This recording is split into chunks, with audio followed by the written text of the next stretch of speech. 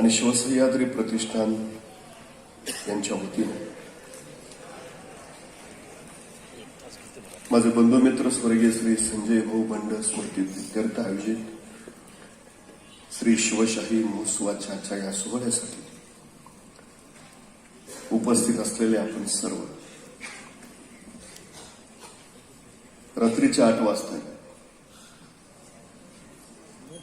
खरं तर बोलावं तरी का, हा सगळ्यात मोठा प्रश्न आहे. महापौरांचं बोलणं ऐकलं, अनुभवी विलाजी इंगोलेंचं बोलणं ऐकलं, आणि ज्यांच्या धमन्यातून शौर्य वाहत आहे, ज्यांच्या रक्तातून इतिहास धावतोय, त्या सर्केल रघोजी राजे आंग्रे यांचंही बोलणं ऐकलं.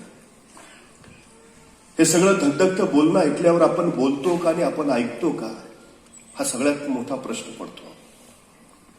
खरं तर परवा एका युवकाला मी विचारलं, काय रे काही खेळ वगैरे खेळतोस का नाही. तो मला खेळतो की, सगळे खेळ खेळतो, फुटबॉल खेळतो, व्हॉलीबॉल खेळतो, क्रिकेट खेळतो, बॅडमिंटन खेळतो. म्हटलं एवढे सगळे खेळ खेळतो, तो दिवसभर मैदानावरच असतोस का काय. तो म्हटला मैदानावर नाही, मोबाईलवर खेळतो. मोबाईलवरची पिढी मैदानात आणि मैदानावरची पिढी व्याख्यानाच्या मंडपात आणण्याचं काम या शिवशाही महोत्सवाने केलं.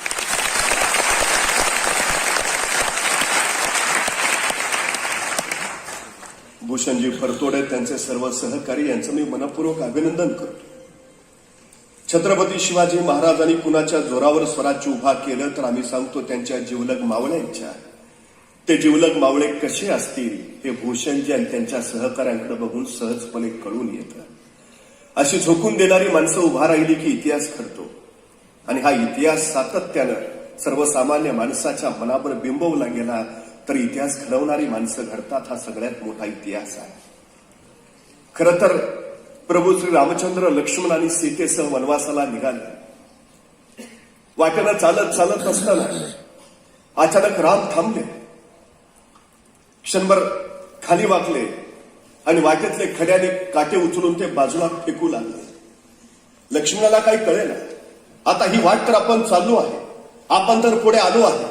जे काटे लागायचे ते लागले, जे खडे टोचायचे ते टोचले. आता प्रभू श्री राम हे खड्याने काटे का उचलतायत, ते बाजूला का फेकतायत. आता पाठीमागून कोण येणार आहे की ज्याला हे काटे लागू नयेत असं प्रभू श्री रामांना वाटतं, आणि त्याच्यासाठी हे काट्याने खडे ते बाजूला फेकतायत. लक्ष्मणाने विचारलं, प्रभू आता कोण येणार आहे पाठीमागून ज्याच्यासाठी हा मार्ग तुम्ही नीट करता आहात, खडे खाटे उचलून बाजूला फेकता आहात. त्यावेळी राम म्हणाले, लक्ष्मणा तू विसरतोयस, अयोध्येतून आपण निघालो त्यावेळी भरत अयोध्येत नव्हता. तो अयोध्येत ज्यावेळी परत येईल त्यावेळी त्याला कळेल की राम लक्ष्मण सीता वनवासाला निघाले. हा आघात तो सहन करणार नाही. तो तडक अयोध्या सोडेल आणि आपल्या पाठीमागं धावत येईल. तो याच रस्त्यानं धावत येईल लक्ष्मणा. लक्ष्मण म्हणाला, याचा अर्थ आपल्या भरताला ते काटे लागू नयेत, आपल्या भरताला ते खडे टोचू नयेत म्हणून तुम्ही हे उचलून बाजूला फेकताय का. तसं असेल तर प्रभू आपला भरत एवढा कमजोर नाही, आपला भरत एवढा दुबळानी नेभत नाही जो या काट्यांच्या आणि खड्यांच्या वेदनांनी घायाळ होईल. राम म्हटले, खराय लक्ष्मणा, आपला भरत एवढा दुबळा नाही जो काट्यांच्या आणि खड्यांच्या वेदनानं व्याकुळ होईल. तो बलिष्ठ आहे, तो धैर्यशाली आहे, तो शौर्यशाली आहे. मग प्रभू राम हे सगळं माहिती असताना हे खड्याने काटे का उचलून बाजूला फेकताय. त्यावेळी राम म्हणाले, लक्ष्मणाला खड्याने, भरताला खड्याने काटे टोचू नयेत म्हणून नव्हे, पण ज्यावेळी भरत या वाटेनं चालत येईल आणि त्यावेळी त्याला एक खड्याने काटे दिसतील त्यावेळी त्याच्या लक्षात येईल, याच वाटेनं माझे बंधू राम आणि लक्ष्मण गेलेत, हे खड्याने काटे इथं आहेत, म्हणजे रामाला हे खड्याने काटे टोचले असतील, मला खड्याने काटे टोचले असतील हे कळाल्यावर भरताला जी वेदना होईल ती वेदना मला सहन होणारी नाही. ती वेदना निर्माण होऊ नये म्हणून हे खड्याने काटे बाजूला.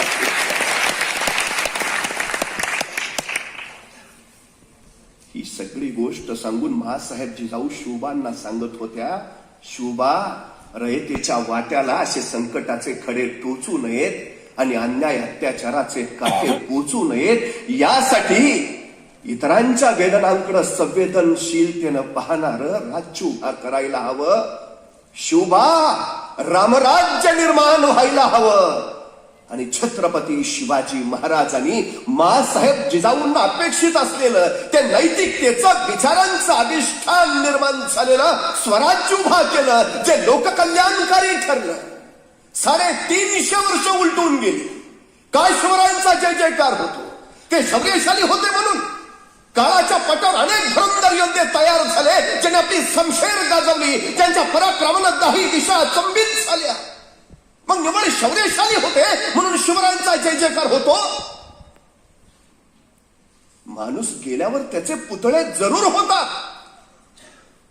पण एखाद्या माणसाच्या जिवंतपणीच त्याची स्मारक उभा राहिली तर तो माणूस किती मोठा मानावा. या महाराष्ट्रातला एक पुत्र छत्रपती शिवाजी महाराज, जगाच्या पाठीवर सगळ्यात जास्त कुणाचे पुतळे आणि स्मारक असतील तर ते माझ्या या जाणत्या राजाचे.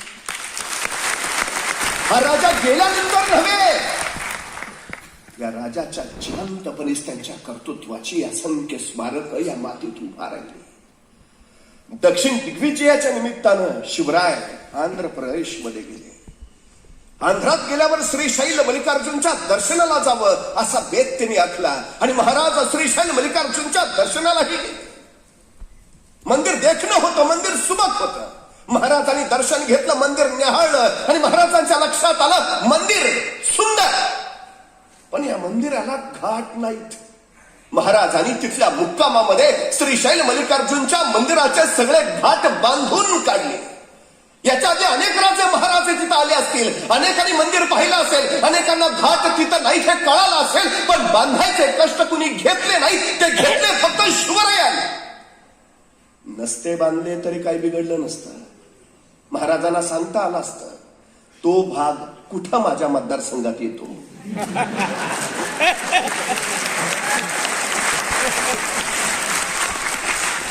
आपण महाराष्ट्रातले, मंदिर आंध्रातलं, इथलं सरकार बघून घेईल. पण हा संकुचित विचार महाराजांनी केला नाही. श्रीशैल मल्लिकार्जुनच्या मंदिराचे घाट बांधले. एके दिवशी मंदिराचं दर्शन घेऊन बाहेर येत असताना महाराजांचं लक्ष मंदिराच्या कळसाकडे गेलं. चारही बाजूला नजर फिरल्याने महाराजांच्या लक्षात आलं मंदिराला 4 कोपरे आहेत, पण 4 कोपऱ्यावरच्या प्रत्येक कोपऱ्यावर एक गोपूर आहे, पण 4थ्या कोपऱ्यावरचं गोपूर बांधायचं राहिलंय. ते अपुर आहे. 3च गोपूर आहेत, 4था अपुर का? बांधायला हवं. हे राहिलेलं 4थं गोपूर बांधायलाच हवं. महाराजांनी आंध्रातले काही मजूर बोलावले. त्यांना विचारलं की अपुरं 4थं गोपूर बांधायला किती खर्च येईल. मजुरांनी रक्कम सांगितली. महाराजांनी ती तत्काळ दिली. ते 4थं गोपूर बांधून पूर्ण करा. आणि महाराज पुढच्या मोहिमेला चालते झाले. आंध्रातल्या त्या मजुरांनी महाराजांनी सांगितल्याप्रमाणे श्रीशैल मल्लिकार्जुनच्या मंदिराचं ते 4थं गोपूर बांधून पूर्ण केलं. सारे मजूर एकत्र बसले. ऐसा राजा होणे नाही.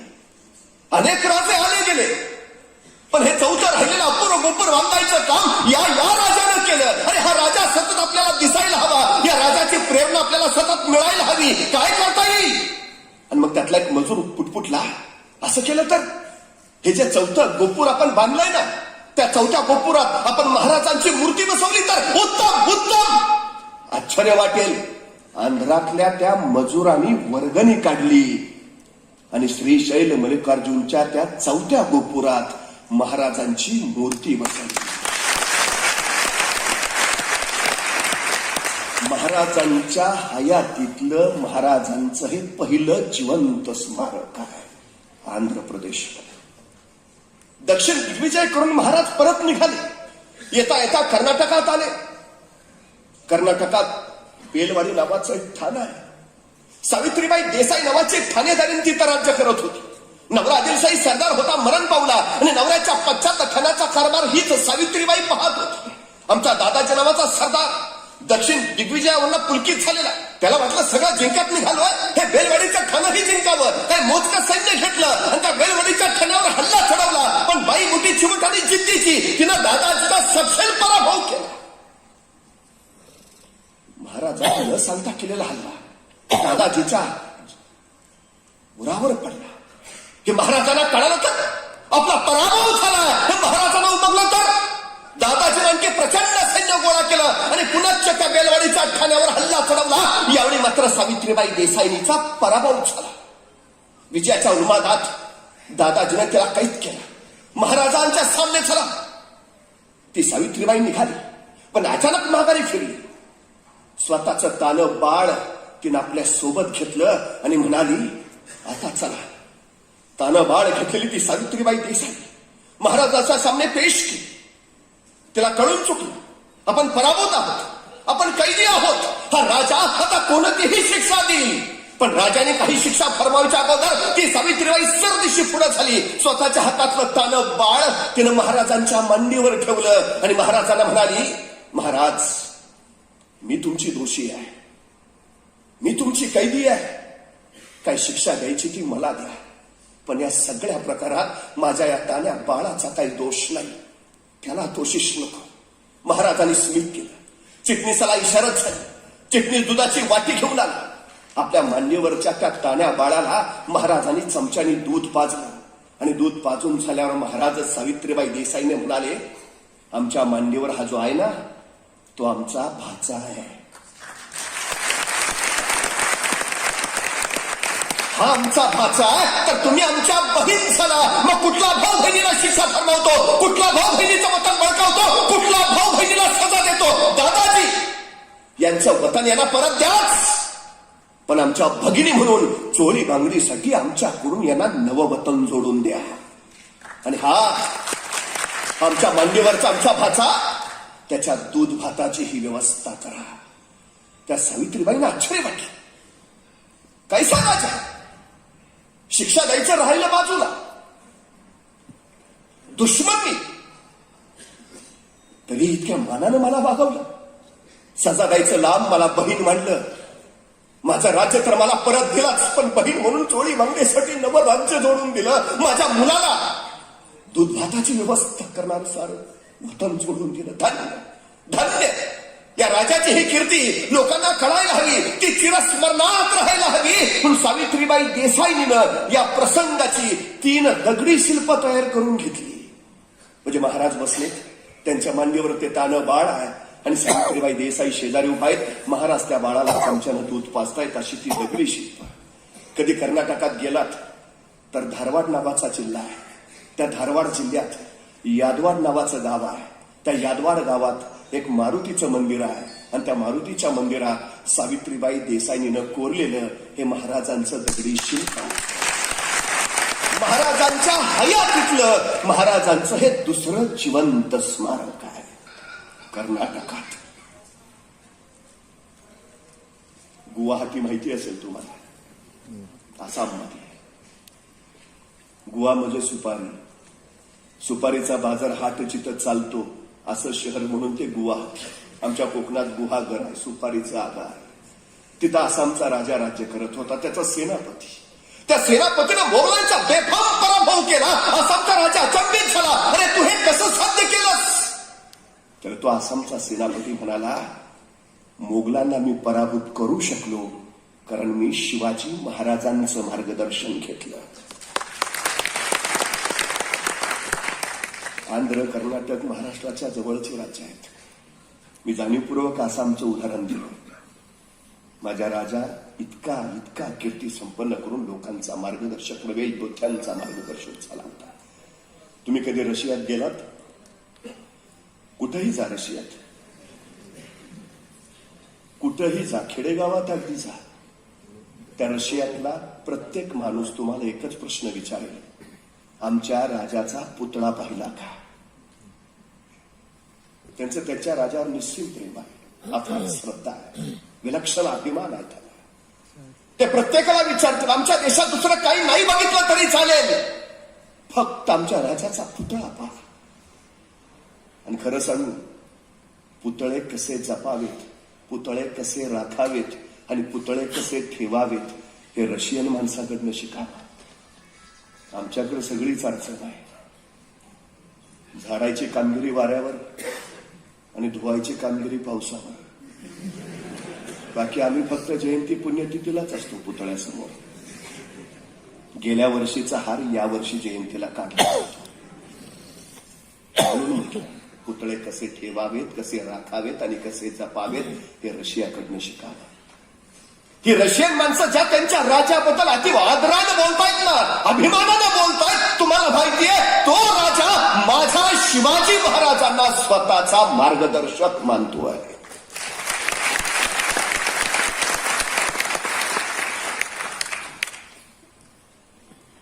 काय होतं असं शिवाजी महाराजांना? एक राज्य निर्माण करायचं होतं, गोरगरिबांचं, रयतेचं, लोककल्याणाचं. परकीय आक्रमकांचा जुलमी जाच संपवायचा जरूर होता, पण तेवढ्यापुरता हा विचार मर्यादित होता नाही, अजिबात नाही. आयुष्यात यशस्वी कोण होतं, अजरामर कोण राहतं आणि अमर कोण बनतं, या प्रश्नाची उत्तर खरं शोधायला हवीत. सगळीच माणसं लक्षात राहत नाहीत, फार थोडी स्मरणात राहतात आणि त्यापैकी काहीच चिरंतन स्मरणात राहतात. अशी अजरामर माणसं कुठली? जी माणसं नाविन्यपूर्ण विचार करतात ती माणसं अजरामर होतात. शिवराय का अजरामर झाले? 350 वर्ष झाली तरी का तुमच्या माझ्या स्मरणात आहेत? कारण त्या काळाच्या पटलावर नाविन्यपूर्ण विचार करणारा हा पहिला राजा आहे. तुम्ही नाविन्यपूर्ण विचार करायला सुरुवात केली याचा अर्थ तुम्ही आज उद्याच्या दृष्टिकोनातनं पाहताय. जी माणसं आज कालच्या दृष्टिकोनातनं पाहतात ती बुरसटलेली समजली जातात आणि जी माणसं आजला उद्याच्या दृष्टिकोनातनं पाहतात ती माणसं उद्याचा इतिहास बदलणारी ठरतात. तुम्हाला माहिती आहे यशस्वी कोण होतं? काळाबरोबर चालणारी नव्हे, काळाच्या पुढे धावणारी. यशस्वी कोण होतात? जैसे ते राहणारे नव्हे, जगाबरोबर बदलणारी, निर्माण होणारे बदल स्वीकारणारी आणि जगात बदल निर्माण करायची ताकद राखणारी माणसंच इतिहास घडवतात. ही वस्तुस्थिती आहे. काळ होता ना 750 वर्षापूर्वीचा, स्वातंत्र्याचा, घनदाट अंधकाराचा. जे आहे तसं जगायचं, सोसायचं, भोगायचं, बस. हा बदल न स्वीकारता जर महाराज जगले असते तर ते चिरंतन नसते राहिले. हे जे घडतंय ते बदललं पाहिजे. ही उर्मी, हे स्फुल्लिंग जिथं निर्माण झालं ना तिथं स्वराज्याची पहिली ठिणगी पडली. हो, बदललाच पाहिजे, बदललं पाहिजे असंही साऱ्यांना वाटतं, पण बदलावं कुणी? ते काय आपलं काम आहे का? आपण फक्त मत मांडू शकतो, विचार मांडू शकतो. त्यातूनच मग शिवराय जन्माला यावेत, पण शेजाऱ्याच्या घरात. आपल्या डोक्याला ताप नको. म्हणजे आई ते कराट सांभाळायचं होईना, शिवराय कोणी सांभाळावे. मोठी माणसं, आपण साधी. जबाबदारी झटकून रिकामी. बदल व्हावासा वाटतो, पण करायची तयारी नाही. महाराज असं नाही म्हणत बसले, हो बदलायला हवं, हो बदलायलाच हवं, हो बदलायलाच हवं. कोण बदलणार? मी बदलेन, मी बदलेन. काय होतं?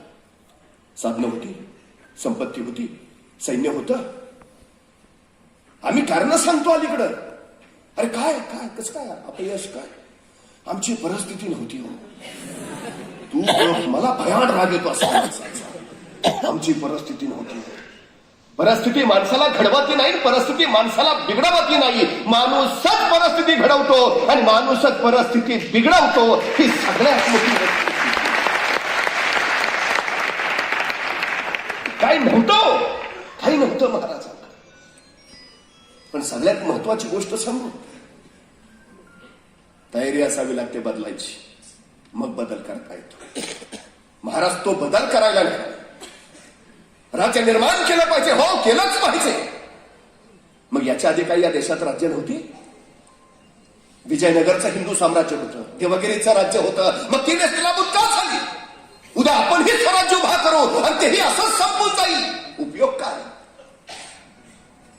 राज्य उभा करणं हा पारंपरिक विचार झाला, पण आपण जे राज्य निर्माण करू ते नेस्तनाबूत होणार नसेल हा विचार नाविन्यपूर्ण विचार झाला. महाराजांनी राज्य उभा करायच्या आधी ते चिरंतन कसं टिकेल याचा विचार केला. मग शोध घेतला, उभारलं राज्य. धोका कुठून आहे? धोका शत्रू कुठून येतोय महाराष्ट्रावर? आणि महाराजांच्या लक्षात आलं, महाराष्ट्राला धोका जमिनीवरनं नाही, महाराष्ट्राला धोका समुद्रावरून आहे. 350 वर्षापूर्वी सांगितलंय महाराजांनी. महाराष्ट्राला धोका जमिनीवरनं नाही, महाराष्ट्राला धोका समुद्रावरून. परवा मुंबईवर 26/11चा दहशतवादी हल्ला झाला आणि मग आम्ही म्हणायला लागलो, महाराज म्हणत होते ते खरं होतं, खरंच होतं. पण गेली 350 वर्ष आम्ही फक्त महाराज डोक्यावर घेऊन नाचत राहिलो. महाराज डोक्यात घेतले नाहीत. डोक्यात घेतले असते तर 26/11चा दहशतवादी हल्ला सुद्धा रोखता आला असता. महाराजांनी लक्षात घेतलं, या मातीचं रक्षण करायचं असेल तर समुद्राला वेसन घालायला हवी. आणि म्हणूनच सम्राट चंद्रगुप्तानंतर हिंदुस्थानात स्वतःच आरमार उभा करणारा पहिला राजा ही शिवाजी महाराजांनी आपली ओळख निर्माण केली. पारंपरिक विचार नव्हे. का शिवराय यशस्वी झाले? याच्या आधी कैक राजे झाले, पण कुणीच समुद्राला व्यसन घालायचा विचार केला नाही. हा नाविन्यपूर्ण विचार पहिल्यांदा अंमलात आणला तो शिवरायाने. शिवराय यशस्वी झाले याचं कारण हे. पण तत्कालीन काळात पद्धत माहिती आहे. अलीकडच्या काळात लोकमान्य टिळक इंग्लंडला गेले तर त्यांनाही प्रायचित्त घ्यावं लागलं. कारण आमच्या धर्मशास्त्रामध्ये समुद्रात 5 मैलाच्या पुढे जायला परवानगीच नाही, जायचंच नाही. मग शत्रू यायचा, रातोरात काळोखाचा फायदा पण स्वराज्यावर हल्ले चढवायचा, बायका पुरा पळवून न्यायचा, समुद्रात बलात्कार करायचा, माणसांचे नाक कान कापायचा, बाटवायचा, रस्ता दर्याळून टाकायचा आणि 5 किलोमीटर पार करून 6व्या किलोमीटरवर जाऊन थांबायचा. आम्ही पाठला करायचो, पण 5 पर्यंत. शत्रू समोर असून 1 किलोमीटर अंतर पार करता यायचं नाही. मनगटात रग आहे, छातीत थक आहे, पण ही रेषा आडवी येते. एकाच वेळी या सगळ्या बाजूंवर लढणं सोपं नाही. लोकमान्य टिळकांना प्रायचित्त घ्यावं लागलं. अलीकडच्या काळात त्या काळी काय परिस्थिती असेल? मग महाराजांनी विचार केला, हो आरमार तर उभा करावंच लागेल. वारली कला माहितीये? ती करणाऱ्या वारलींना घेतलं सोबत, भंडारी लोकांना सोबत घेतलं, कोळी लोकांना सोबत घेतलं, मुस्लिम लोकांना सोबत घेतलं आणि त्यांच्या बळावर शिवाजी महाराजांनी स्वतःचा आरमार उभा केला. त्याच वेळी आणखीन एक तेजोमय पराक्रम यावर उभा राहत होता. आपल्याला असं वाटतं, एका इंग्रजानं पत्रामध्ये स्पष्ट लिहिलंय की नशीब शिवाजी महाराज जमिनीवर जन्माला आले. ते जर समुद्रावर जन्माला आले असते ना तर 150 वर्ष राज्य करणं लांब राहिलं. आम्हाला हिंदुस्थानचा नीट चेहराही पाहता आला नसता. मग जमिनीवर जन्माला येऊन हा राजा दर्यावर आपली बेपना हुकूमत पैदा करतो. आणि आम्ही ते कसं जमेल आपल्याला? आमच्या बापजाद्यात कुणी केलं नाही का? डोंगर दऱ्यात जन्माला आलेले महाराज आरमार स्थापन करू शकतात? सरखेल रघुजी राजा अंग्रेजांचा इतिहास आपण त्यांच्या तोंडून ऐकला. अलिबाग निर्माण केल्यापासून आपण कोकणात, नाहीतर अंग्रेज सुद्धा पुणे जिल्ह्यातल्या सह्याद्रीच्या फटारावरच्या काळोसे गावचे. शंकपाळ, मूळचा आडनाव संकपाळ. अंगरवाडी म्हणून अंग्रेज झाले. कुलपुरुष शेखोजी, त्यांचा पुत्र तुकोजी, जो 1640च्या लढाईमध्ये चौलजवळ शहाजीराजांबरोबर दर्यात लढत होता. प्रसिद्धीस पहिल्यांदा आला. शहाजीराजांनी चमक खेळली. त्या तुकोजींचा पुत्र कान्होजी, जो शिवरायांसोबत नंतर आला. 1688 साली संभाजी महाराजांच्या सोबत सुवर्णदुर्गावर पराक्रम गाजवत असलेला कान्होजी. त्याच्या नंतरच्या काळामध्ये ज्यावेळी संभाजी महाराजांचं निधन झालं, राजाराम महाराज जिंजीला गेले आणि स्वराज्य अक्षरशः पोरकं झालं, त्यावेळी राजा शिवाय हे स्वराज्य लढवत राहणारा योद्धा म्हणून कान्होजी आंग्रे उभा राहिले. इंग्रज, पोर्तुगीज, डच, फ्रेंच सगळ्यांचा कर्दन काळ ठरले. आणि सगळ्यात महत्वाचं माहिती आहे, आयुष्यात एकदाही पराभूत न झालेला योद्धा म्हणजे कान्होजी भांगरा. नाही, पराभवच नाही आयुष्यात. हे सर्वोत्तम पद कसे मिळवता येतं? एखाद्या क्षेत्रात एकदा झोकून द्यायचं ठरवलं आणि सातत्यानं त्याच क्षेत्रात काम करत राहिला की त्यातलं प्रवीणता तुम्हाला मिळत जाते. हेच झालं. काही करा, मला जमणार नाही, जमेल का, आमच्यात कोणी केलंच नाही, असली कारण तुम्हाला इतिहासात दिसत नाहीत. आंग्रे जमिनीवरच जन्माला आले होते, पण दर्यावर बेपना हुकूमत गाजवणारे ठरले. दर्यावर कुणालाही हार न जाणारे ठरले. काय अडचण आहे? आमच्यात क्षमता आहे, आमच्यात सामर्थ्य आहे, वापर करायला शिकलं पाहिजे. मुळात आमच्यात आहे हेच आम्हाला माहिती नाही, ही आमची सगळ्यात मोठी अडचण आहे. शोधाना शिवरायांनी ते केलं. ते आम्ही लोक यायचे, हापशी चाचे समुद्रातनं, दर्यातनं. कोकणातल्या बायका पळवायचे, भर तारवावर त्यांच्या लुटायचे, माणसं बाटवायचे, दर्याला तळून टाकायचे. महाराजांना कळा, आमच्याच मातीतून आमचीच माती, ह्या अरबांची एका माती केलीच पाहिजे. दौलत खान, या उपर जर असे पातक घडले तर त्याचे पाप तुमच्या माथी बसेल. दौलत खानाला महाराजांनी इशारा दिला. आणि त्याच वेळी वार्ता मिळाली, अरबांचा आणखी 400 जहाजांचा एक पथक चालून येत आहे. बघता बघता मराठ्यांचं आरमार सुसाट सुटलं. ते अरबाज सुसाट पळत सुटले. मस्कत पर्यंत तुंबळ सुच्च झाली. कैद मारले गेले. 400 अरब कैद करण्यात आले. हे कैद केलेले 400 अरब दौलत खानानं महाराजांच्या सामने पेश केले. बघितलं मात्र आणि संतापले राजे. जे हात माझ्या मातीच्या उरावर उठले ते कलमकारांचे हात. आणि हे सगळे आमच्या साताऱ्याच्या जवळ वासोटा नावाचा किल्ला आहे. भयानक आहे तो. म्हणजे डोंगर दऱ्यातनं जावं लागतं, नावेतनं बसून प्रवास करावा लागतो, तेव्हा कुठं त्या जंगलातल्या त्या वासोट्याच्या किल्ल्यावर पोहोचता येतं. व्याघ्रगड असंही म्हणतात त्याला. म्हणजे जंगलात वाघ कसा दबा धरून बसतो तसा तो वासोट्याचा किल्ला दबा धरून बसलाय. कुणी यावंच म्हणजे गिळून टाकता येईल. महाराजांनी सांगितलं, हे अरब आहेत ना, यांना त्या वासोट्याच्या किल्ल्यावर नेऊन ठेवा. भयानक आहे. परवा पुण्याची 4-5 पोरं फिरायला गेली होती. हेलिकॉप्टरनं शोधावी लागली. इतका भयानक आहे. म्हणजे एखाद्याला गायब करायचं असेल तिकडे नेऊन शोधा. महाराजांनी सांगितलं त्या भयान वासोट्याच्या किल्ल्यावर हे अरब ठेवा आणि ह्यांना इतकं मारा, इतकं मारा, इतकं मारा, हे फक्त मेले नाही पाहिजेत. आणि महिनाभर मराठे मारत होते. इतके मारत होते, इतके मारत होते, फक्त मरूच देत नव्हते. हे अरब आठवड्यात एवढे सुजलेले, एकमेकांनाच ओळखेनात. तू आमच्यातलाच का?